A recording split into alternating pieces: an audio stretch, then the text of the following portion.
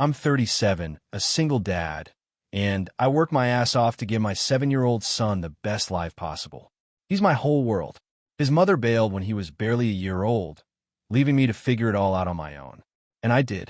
I worked 2 jobs, sacrificed sleep, and did whatever I had to do to make sure he had everything he needed. But then life decided to kick me in the teeth. My son was diagnosed with a congenital heart defect. He needed surgery soon. The hospital bills? Overwhelming.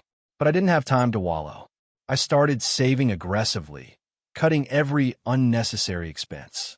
I picked up more shifts, sold my old car, even took out a small loan.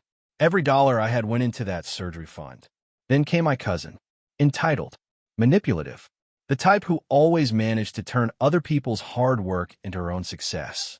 She'd always been the golden child of the family, spoiled rotten, getting bailed out of every mess she created. But I tolerated her because family is family, right? Biggest mistake of my life.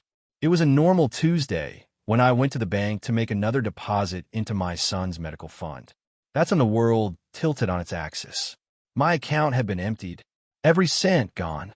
At first, I thought it was fraud, a hack, some kind of banking error. But then I saw the transaction, a direct transfer to my cousin's account. My hands were shaking as I called her. She picked up on the second ring, and before I could even speak, she sighed dramatically. "Oh, you found out, huh?" I was stunned into silence for a second. Then I exploded. "You stole from me? From my son?" She laughed. Actually laughed. "Relax. He's just a kid. Kids heal fast. He'll be fine." I could feel my pulse in my skull. "Where is my money?" She yawned like she was bored of this conversation already. "Paris. Booked a trip. I needed a break. I deserve it." I nearly shattered my phone against the wall. My son's life was hanging in the balance, and she had stolen his surgery money for a vacation. I wasn't going to let her get away with it. I drove straight to her house. My hands were gripping the steering wheel so tightly my knuckles turned white. I wasn't thinking straight. I just knew I had to confront her. When I got there, she was lounging on her couch, scrolling through her phone like she didn't have a care in the world. Her suitcase was half-packed by the door, designer bags scattered around like she had just come back from a shopping spree. She barely glanced at me. "You really need to calm down," she said, taking a sip of her overpriced latte. "It's just money. You'll make more." I stepped forward, barely holding myself back. That money was for my son's surgery. She sighed, setting her cup down like she was annoyed by me. "And I told you, kids heal fast. Plus, there are charities, GoFundMe pages, whatever. You'll figure it out." I stared at her, trying to process the sheer audacity.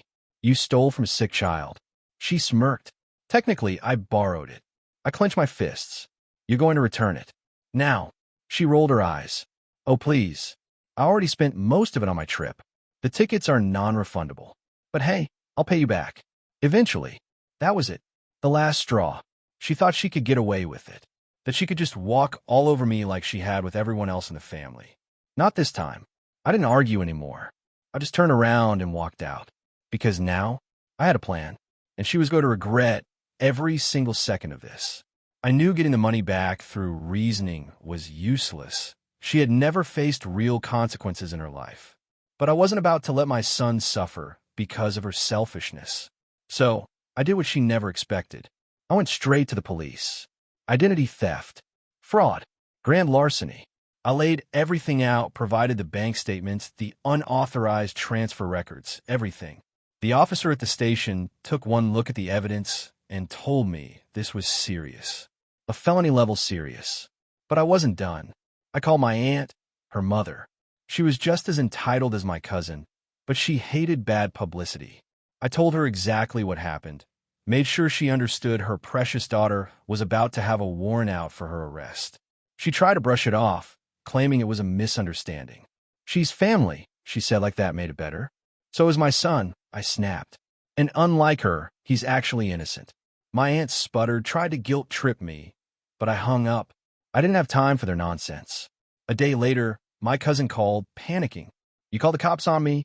I leaned back in my chair, finally feeling some satisfaction. "Yeah, I did." She tried to laugh it off, but there was a wobble in her voice. "This is insane. You're actually going to send me to jail over money." "No," I corrected. "I'm going to send you to jail over theft." Fraud. Stealing from a sick child. She went silent. Then, in a voice so full of fake sincerity it made me sick, she said, "Come on. You don't really want to do this. I'll pay you back." "With what?" I asked. "You already spent the money." She stammered, tried to come up with something.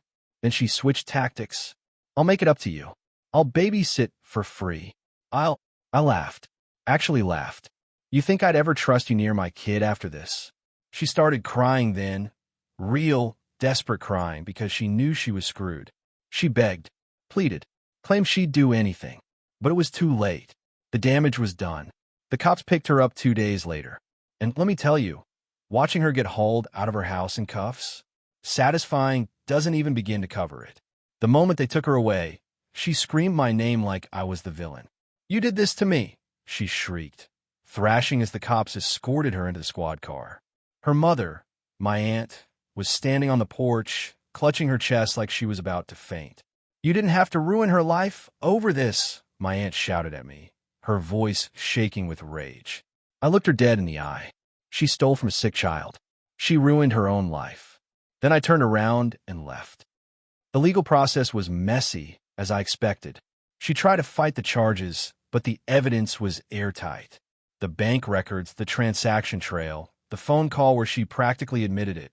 I had everything. She had no real defense. Her lawyer tried to argue that it was a family dispute and should be handled privately, but the prosecution wasn't having it.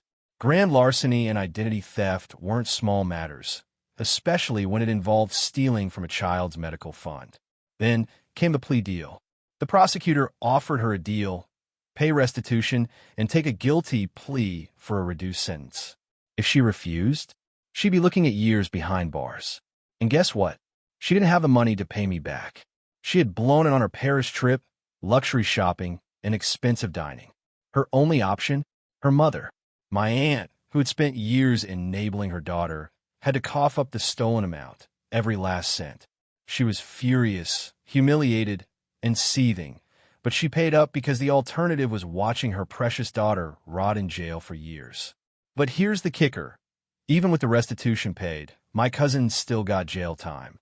The judge wasn't sympathetic. She got 6 months behind bars, plus probation and a permanent criminal record. 6 months may not seem like much, but for someone like her, it was hell. She had never faced real consequences in her entire life. She had no control, no luxuries, no ability to manipulate her way out. And when she got out, she had nothing. Her credit was shot. No job, no trust fund to fall back on. And my aunt?